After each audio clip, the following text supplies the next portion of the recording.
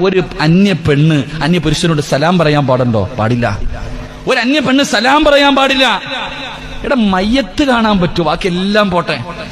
ഒരു അന്യ പെണ്ണ് മരിച്ചാൽ ഒരു ആണിന് കാണാൻ പറ്റുമോ? ഒരു അന്യ പെണ്ണിന്റെ മയ്യത്ത് അന്യ പുരുഷൻ കാണരുത്, അന്യ പുരുഷന്റെ മയ്യത്ത് അന്യ പെണ്ണ് കാണാൻ പാടില്ല. ഇന്ന് മരിച്ച വീട്ടിൽ പോയി നോക്കിക്കേ, മരിച്ച വീട്ടിൽ പോയി നോക്കടാ. പെണ്ണുമ്പിള്ളാരുടെ തന്റെ ഭാര്യയെ കുളിപ്പിച്ച് കിടത്തിയിരിക്കുക, ഭർത്താവ് ഇങ്ങനെ തലഭാഗത്ത് നിൽക്കും, ഇങ്ങനെ നിൽക്കുക. ആൾക്കാർ വരുമ്പോ പൊക്കി കാണിക്കുക, കണ്ടോടാ എന്റെ പെണ്ണുമ്പിള്ളയെ കണ്ടോ, എന്റെ പെണ്ണുമ്പിള്ളയെ കണ്ടോ, ഇങ്ങനെ പൊക്കി കാണിക്കുക. കുളിപ്പിച്ചുകൊണ്ട് വന്ന് കിടത്തിരിക്കുക. പൊതിയാൻ പോവാ, ഇനി ആർക്കെങ്കിലും കാണണോ? ഇനി എന്റെ പെണ്ണുമ്പിള്ളയെ കൊണ്ട് കുഴിച്ചിടാൻ പോവാ, ആർക്കെങ്കിലും കാണണോ? വാ, പിന്നെ പൊക്കി കാണിക്കും. പള്ളി കൊണ്ടുവന്ന് നിസ്കാരം, ഇവിടെ ഉണ്ടോന്ന് അറിയില്ല, അങ്ങടെ നാട്ടിലൊക്കെ ഉണ്ട്. പള്ളി കൊണ്ടുവന്ന് നിസ്കാരം കഴിഞ്ഞ് കവറിൽ ഇറക്കി വെച്ചിട്ട് ചോദിക്കും, ഇനി ആർക്കെങ്കിലും കാണണോന്ന്. കുഴിച്ചിടാൻ പോവാടാ, ആരിച്ചു വെക്കടാ. സ്വന്തം പെണ്ണുമ്പിള്ളയെ മറ്റുള്ളവന് കാണിച്ചു കൊടുക്കുന്നവൻ. നിങ്ങൾ ആലോചിക്കുക എന്റെ പ്രിയപ്പെട്ട സഹോദരങ്ങളെ. ഒരു പെണ്ണ് വയലിന്റെ സദസ്സിൽ വന്നിരിക്കുന്നുണ്ട്. താത്ത ഇപ്പോഴും തല തുറന്നിട്ടിരിക്കുക.